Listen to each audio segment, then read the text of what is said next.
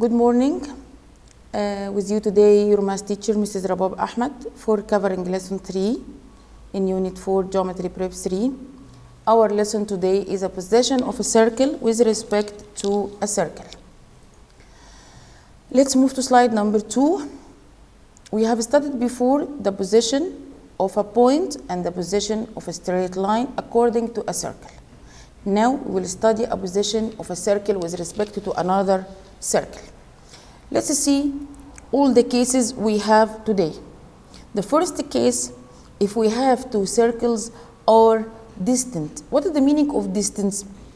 Distance, which means we have a space between the two circles as we see. So, if we have two circles M and N, MN is called the line of the centers. If MN more than the sum of the two radii of the two circles, that means the two circles here are distant.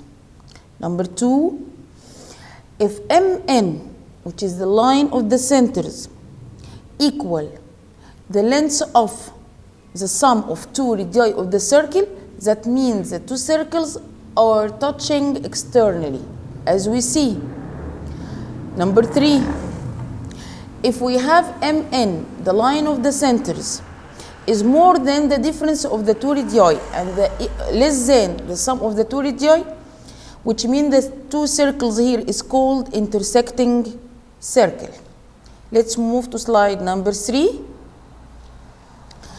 If MN, the line of the centers, equal the difference between the radii of the two circles, that means the two circles are touching internally.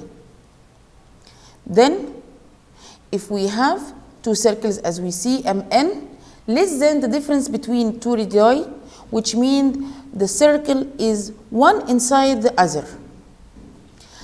The last one, if we have MN, the line of the centers, equals 0. That means we haven't here the line of the centers.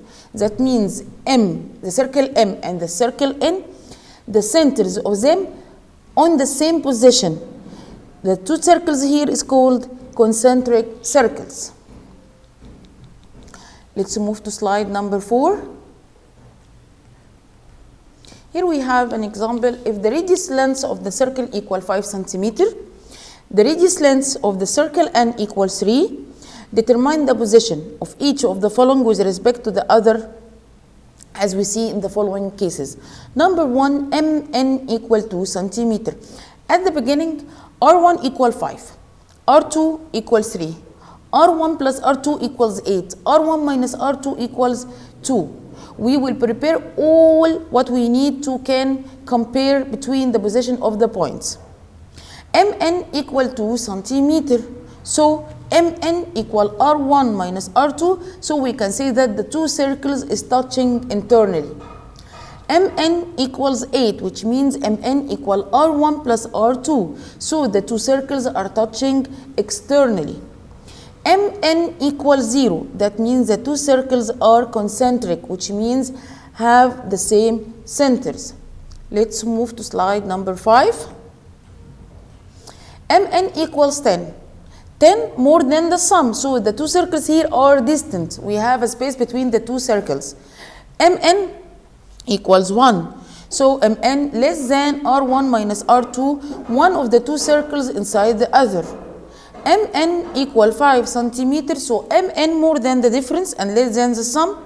So the two circles here are intersecting. Let's move to slide number 6. Here we have a fact. The line of the centers of two touching circles passing through the point of tangency and is perpendicular to the common chord tangent at the point of the two opposite figures. If two circles M and N are touching at the point A is called the point of tangency, and the straight line here L is called the common tangent between the two circles if the two circles touching externally or touching internally. Let's move to slide number 7. The line of centers of two intersecting circles is perpendicular to the common chord and bisect it. As we see in our figure, we have here two circles M and N are intersecting at the 2 points A and B. So AB is called the common chord, MN the line of centers. We can say that AB perpendicular to MN and also MN bisect the common chord AB. So AC equals CB. Let's move to slide number 8. We have here an exercise. In the opposite figure, M and N are two intersecting circles at A and B. C is the midpoint of X, Y. And measure of angle Z here equals 40 degree. FZ is the tangent to the circle N at F, where MN intersect BZ equals F. Find the measure of angle CME. Proves that FZ parallel to AB. Since C is the midpoint of XY, MC perpendicular to XY. Also MN perpendicular to AB. DEMC is a quadrilateral, so we can calculate the measure of angle CME equals 360 minus 90 plus 90 plus 40 equals 140 degree. ZF is the tangent. ZF is a tangent to the circle at N, to the circle N at F. So we can say that ZF is perpendicular to NF. From 1 and 2, we can get that AB is parallel to FZ. Now we have finished, and thank you for your listening.